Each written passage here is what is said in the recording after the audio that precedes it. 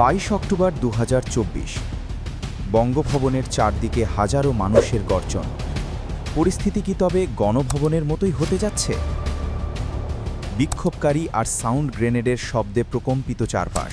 পরিস্থিতি এতটাই ভয়াবহ যে রাষ্ট্রপতি মনে মনে প্রস্তুতি নিয়েছেন, প্রয়োজনে রক্ত ঝরবে, তবু তিনি পালাবেন না। ঠিক রাত 12টা নাটকীয়ভাবে বেজে উঠল রাষ্ট্রপতির ফোন। ওপাশে বৈষম্য বিরোধী আন্দোলনের নেতা এবং তৎকালীন তথ্য উপদেষ্টা নাহিদ ইসলাম। কি ছিল সেই ফোনে?